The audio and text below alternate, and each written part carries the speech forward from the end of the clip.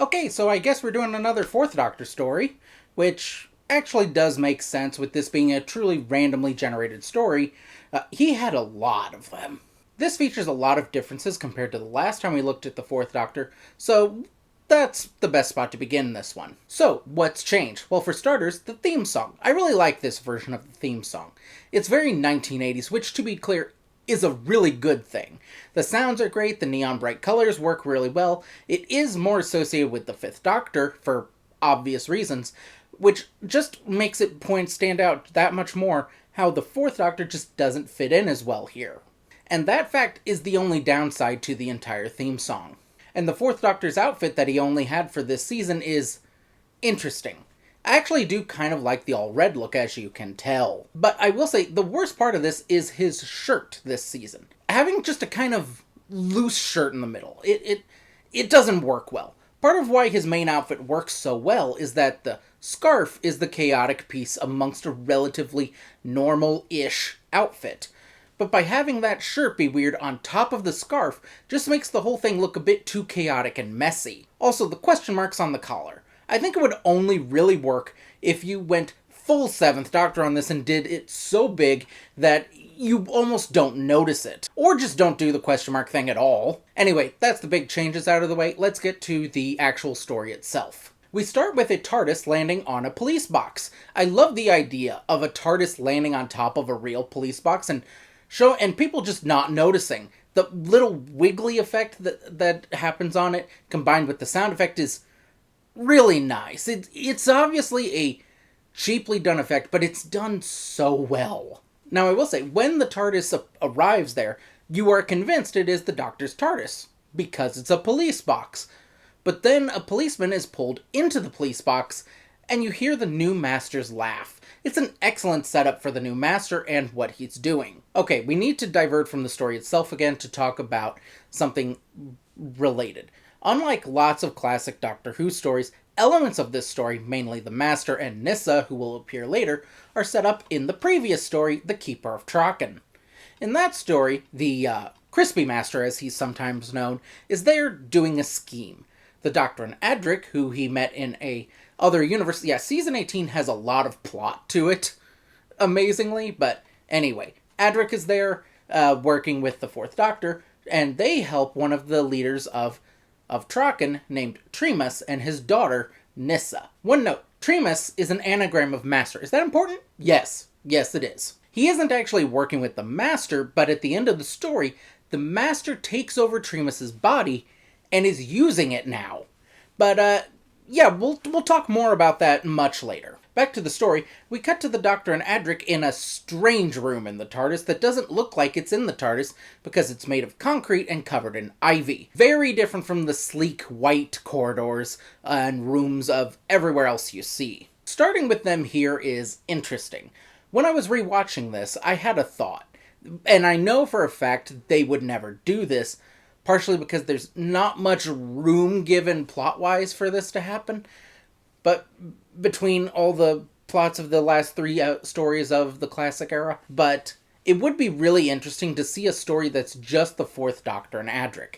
I feel like that could be an interesting dynamic, just them on their own. And it is interesting for the stories you see, but it always is involving someone who will be a new companion. So I don't feel like it's actually fully that. But it would be interesting. We then go to another scene where we see one of the new companions for this episode, Tegan, the Australian flight stewardess, who gets a really interesting introduction. She is shown to be both focused and spacey. She's incredibly focused on going to her new job as a stewardess that she's really excited about. She's really incredibly focused on her new job that she's very excited about, but she forgets her passport, which is important when you're going on a plane for your job, and she also forgets to close the front door. I do like that. It captures a certain energy of getting your first job that really works well. It even works to the point where when she's in the car driving them to work, she is giving the in-flight speech about seatbelts as she's putting on her car seatbelt. It works really well. And it is also incredibly necessary, especially given how she is portrayed in the next season, where she spends a lot of the time just going, I want to get back to my job. Please take me back to my job. Why are we not taking me back to my job? Can you tell that annoyed me the first time I watched it? But looking at this and thinking about it, they did set it up and it does make sense. And like I said, it does a lot to capture that spirit of being super excited for one of your first jobs. Back on the TARDIS, the Doctor says he needs to repair the TARDIS using block transfer computation. Block transfer computation is a perfect Doctor Who science. It both makes sense and is absurd. It requires hundreds of people, or just one person. It is a perfect enigma that is explained emotionally rather than literally, which is how it should be. The idea of creating solid things through spoken math, not even written math, spoken math, is perfectly absurd. They are interrupted by the cloister bell. I think I had read somewhere that this was the introduction of the cloister bell, which does make an interesting fact, and has been shown to be a very useful plot device for lots of Big Finish audios and television stories. After the cloister bell stops, we follow the Doctor and Adric going through more traditional-looking TARDIS hallways, and we get an interesting moment where the Doctor is clearly missing Romana and drawing a lot of attention to it. After the cloister bell stops, we follow the Fourth Doctor and Adric going through more traditional-looking TARDIS hallways, and we get a very interesting moment where the Doctor is clearly missing Romana, and he draws a lot of attention to this fact. This is partially happening because it's his last story, but the reason I want to talk about it is I don't think there's too many other times in the classic era where the Doctor is truly reminiscing over his companions that have left. It usually happens for the story where the companion leaves, and maybe the one after, and then that's it, usually. It is really nice to have that be different here. I do love that. This also features a gag that it was really well done in the modern era by having the TARDIS missing its target by like 6 feet. Just makes a beautiful visual gag by having there be 2 police boxes across from each other. I think this is the first time 2 of them were shown. Even with stuff like the 3 Doctors, where there were multiple Doctors, they didn't have multiple TARDISes. So it's nice to finally have that. The Doctor then makes the 6-foot move, and it's super well done. I love the little visual thing of the light on top lighting on the one that doesn't move, and then the bike that was leaning against it falling over. It's honestly a better effect than the wavy effect the Master's TARDIS had when it landed in that same spot as well. When we cut to the inside, we see the TARDIS inside the TARDIS, another fantastic image, which was definitely inspiration for the 2 mini-episodes with the 11th Doctor that happened during Stephen Moffat's era. After this, we get our first inclinations of this being a regeneration story, when across the road, we see the Watcher. I will say, I miss when the regenerations were weird and unique, and having a mostly unexplained Watcher character just following everyone around is so weird. I honestly don't know if I even like it, but I do love the uniqueness of this idea. The thing I definitely do enjoy about this is how the Doctor is able to immediately see the Watcher, and he clearly knows what will happen. The Watcher's theme is also excellent, and Tom does an excellent performance here, showing his fear and resignation at what he has just learned is going to come.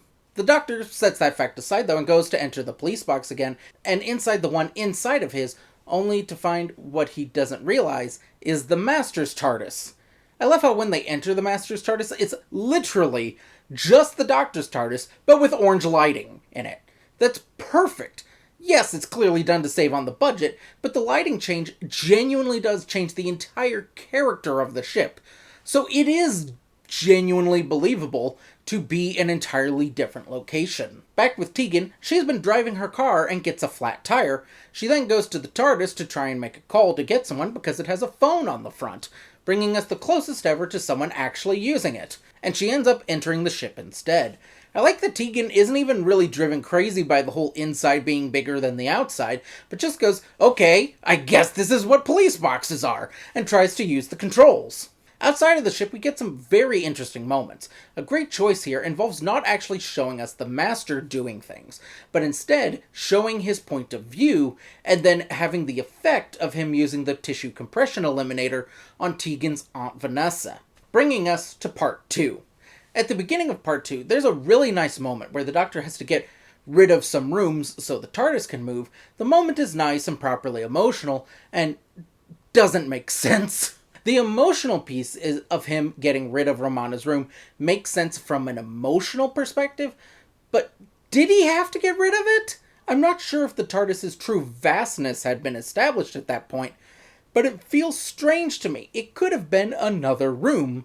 I guess this could be the Doctor actively trying to move on by getting rid of it, and if that's what it is, that's an interesting idea. Then the Doctor gets a message telepathically from Traken, letting him know what has happened to the Master and Tremas. It's interesting that an important piece of this is the Doctor just being given information. I don't think this was a good choice, but we'll talk about it more later. Then a very strange moment happens. The Doctor decides to literally flush the Master out of his ship by flooding the TARDIS using water from the Thames. And then they brace themselves against the doors of the TARDIS. It's just a bad idea. But it ultimately doesn't matter because they miss the Thames and instead land on a ship on top of the Thames. When they exit the TARDIS and find themselves on the ship, the Watcher is there and is now waving the Doctor up because he has knowledge to give the Doctor. Which is, again, interesting. I like that we don't hear the conversation between the Doctor and the Watcher, which leaves a lot of room for interpretations. And I once saw a theory on YouTube. I couldn't begin to tell you where it was now. This theory was that the Watcher is actually a version of the Doctor who has lived through this story already and has traveled back in time to try and correct what went wrong and make the situation better. Which, I will say, is an interesting idea. It's slightly absurd by how bad the ending of the story gets, bad in terms of things for the universe, but we'll talk about that later. I would think if you were a time-traveling Doctor coming back to fix things, you would try to prevent things like that from happening. But despite not liking this theory, I can't help but think of it every time I watch this story. So, sorry if I have done the same to you. On the advice of the Watcher, the Doctor and Adric go to Logopolis, which is where the Doctor wanted to go earlier to work on the block transfer computation.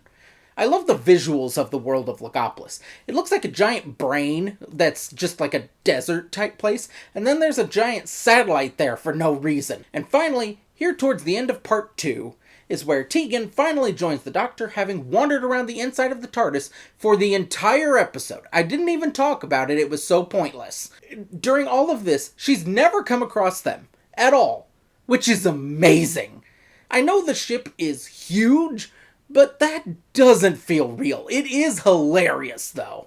The people of Logopolis then gather to where the TARDIS arrives, and they help the Doctor with resizing the TARDIS by getting the dimensions from him that he got from that random police box back in London, and start the calculations across all of the alcoves that they work out of. Now, one weird quirk of this is that the entire place is set up so intricately that all the Master has to do to screw up the entire calculation being done to resize the TARDIS is remove one person, and then it'll cause a problem.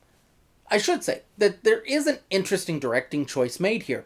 Like in part 1, the Master is not actually seen in person, and he hasn't been in the entire story so far. It's restricted to point of view shots and voiceover hearing him laugh, which if we didn't know who the Master was at this point would be an interesting choice. But at the end of the last story, we saw him! I don't get why this was done. Then Nyssa just shows up. Cool. And right after that, we see the effect of the Master removing a single person from the chain of people doing the calculation by the TARDIS just shrinking, with the Doctor inside, which makes for a pretty decent cliffhanger. Also, I'm sure someone will come up with a great idea to use that for a story much later down the line. Really, I wrote all of these, and just now, while filming it, I'm realizing just how many other Doctor Who stories I can point at that took bits of inspiration for this, or at least that coincidentally had similar ideas. That's amazing. At the start of part 3, you can see that they clearly did get a genuine miniature TARDIS. It's adorable. I love it. And finally, we get to see the Master in this. He's just gloating over what he's done, which is nice, and it does fit into his character. But I don't get why we didn't see him before this. It's not the most dramatic of reveals. It feels more like they just stopped hiding him because he has more to do in this episode. I'm guessing, just guessing here, this is pure speculation, that the pay for doing voiceover work is less expensive than having him actually physically appear in the episode. So I guess they figured, let's save some money and just have him do voiceover until he's actually needed, making this, rather than a dramatic intent, just a cost-saving measure. This would make sense to me, except for the fact that Nyssa was in the last episode for only a single minute of runtime, so what do I know? And here is where the really good stuff starts happening. It's at this point that the Master using Tremus's body comes into its best use of the entire story. Nyssa comes across the Master, and the Master pretends to still be Tremus, aka her dad. This idea is so evil and sinister. Like, this might be one of the cruelest things the Master has done. I do appreciate that the writers realized just how messed up it is, the idea that the Master stole the body of someone's dad. I'm so glad they took advantage of it. Back in the room where the calculation started for the resizing of the Doctor's TARDIS, which I realize I didn't describe earlier, it's the satellite, the spot that's apparently a recreation of a thing called the Ferris Project. A thing that is either made up for the show or I am ignorant about. Both are possible. Anyway, while there, Tegan starts accusing all of the workers of being stuck in a sweatshop. And I'm not going to say she's wrong, but she's only been there like an hour. She doesn't know if they have off days or what, or if they are punished for not being able to work. It's not exactly clear. I don't know either. We've only seen 2 places, the brain-like alcoves people work in, and the recreation of the Ferris Project. So, we've only seen their work, and we're given no inclination that they sleep there. I say it's an interesting thing for Tegan to do, I guess, but the whole moment just feels weird. We then get another Watcher appearance. It's explained that Nyssa was brought to Logopolis by the Watcher. We then get a scene that I think could have been much better. I mentioned that I didn't like the fact that the Doctor was just told telepathically that the Master took over Tremus. I think it would have been better if the Master revealed it to him himself. And here we have a moment that could have made good use of this dramatic idea, where Nyssa looks at the Master and says, "That's my dad," and all the Doctor has to do to convince Nyssa that it isn't actually her dad is for him to declare it, and then the Master just goes, yeah, he's right. I get that they didn't want to do full tragedy, but that's just nothing. That's the end of the really messed up idea of the Master using someone's body, where he could trick that person's daughter into thinking that he is her dad. It doesn't even last a page of dialogue. Then the plot for the whole story kicks into gear, and it's strange. The Master disrupts things just to disrupt things, and everyone on the planet except the people in that room dies almost instantly. We then get explanations for what's going on. Apparently, there is too much entropy in the universe.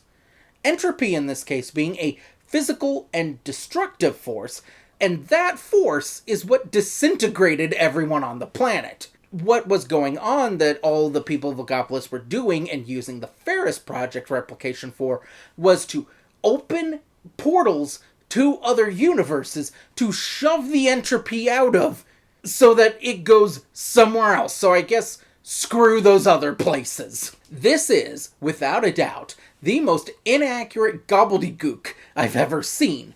That's not what entropy is. Entropy, from my extremely limited, I am not a scientist, do not take my word as gospel, understanding, is that it is closer to a concept rather than a force. Again, limited understanding is that it's the idea that there are fewer states of order and more states of disorder. So as time goes on, disorder becomes more likely. I'm not going to try and explain further or pretend that I even know what this is, because again, I'm not a physicist, but that's what it is. And then here, it's just a force that destroys everything.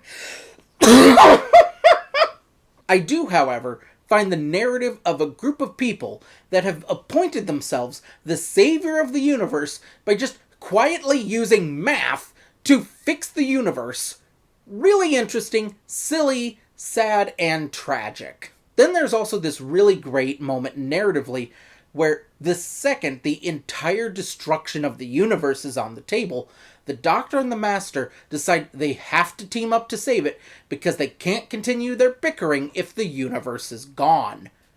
We then get a great cliffhanger that's just them shaking hands. The cliffhanger is just pointing out how bad of an idea it is to try and work with the Master. Onto the final part of our story. A strange moment happens where the Watcher pops the TARDIS with Nyssa and Adric into another universe for mostly time-killing reasons. As Nyssa and Adric are in the console room looking at the universe from the outside, you get a scene that reminds me a lot of a bit from this story, Flux, where a huge part of it at the beginning was the destruction of a piece of the universe. And I think of that because here you see the entropy force destroying a chunk of the universe. And that seemingly doesn't have any long-term effects on the universe. It's not undone at the end of the story, and this isn't really resolved. But it does technically have more emotion to it, because Nyssa sees her entire planet die. At least in that scene, it's handled with the gravitas and emotion that is required for this. But it's not usually mentioned too many times after this, making it ultimately about the same level as Flux. I will say, this is what I was talking about earlier about the theory that I can't get out of my head. If the Watcher is a future time-traveled Doctor trying to make things better, why not do something to prevent this, or give them more information that could be used to stop this? I really disagree with the idea, but I still cannot stop thinking about it, because this could technically be the Watcher doing all that he can. He just can't do much. Everyone goes to Earth for their own reasons to the real Ferris Project. And for some reason, the Ferris Project itself is important to fixing the universe. I believe it's opening a permanent window to send all the entropy out forever. I guess the Logopolins finished it right before they all died. But why they had to go to the original one, I don't know. And now that the time killing is over, Nyssa and Adric return to the main universe. And right after they get everything working and save the universe, the Master does his bad guy thing and sends a message out that basically says, "I'm in charge, surrender to me." And then a big struggle happens, at which point the Doctor is left on a walkway that is at the base of the satellite dish. Then the Master tilts the satellite to try and kill the Doctor. Then the Doctor is hanging on with just his bare hands, and his life flashes before his eyes, where he sees all of his enemies. He starts to recover, but then he falls. Then the Master leaves. I believe his plans were foiled somehow, but it's the less important thing in this story compared to what follows next. As a side note, like many Doctor Who fans, and because I'm sure I'm not the only one, this was one of my first viewings of the Fourth Doctor. I feel like many of us are fascinated by the Doctor's ability to regenerate. So when we first start watching the show, we look up compilations of regenerations to watch.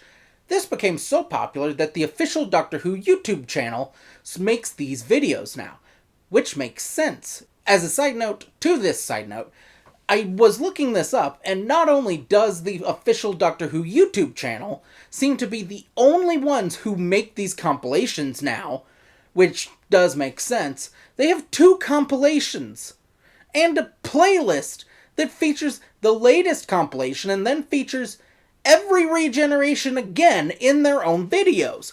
I don't know who this playlist is for, or why you would want to watch them in a loop, but it's there, and it is actually made by the official Doctor Who YouTube channel. Don't forget to click below to subscribe to the official Doctor Who YouTube channel. Back to the review. We go to this shot, which has the most work put into it of the entire story. the slow pan down to the Doctor's fallen form on the ground. It is excellent, and you see all of his companions. It's an excellent moment where, and despite what we all know was Tom Baker's reservations about leaving, it's an unangry, unsad, and even hopeful final moment from the Doctor. And then you get the only official explanation for the Watcher as they merge, and then the Doctor transforms into the Watcher before becoming a very dark-haired Peter Davison. Overall, this is a nice story. It's a bit bizarre, which is sometimes a good thing, sometimes a bad thing. It introduces the new companions for the Fifth Doctor pretty decently.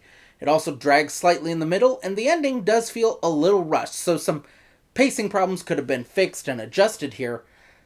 But it's not a bad final outing for the Fourth Doctor. I do feel like it could have been better, but that doesn't mean it isn't decent. I did enjoy returning to this one.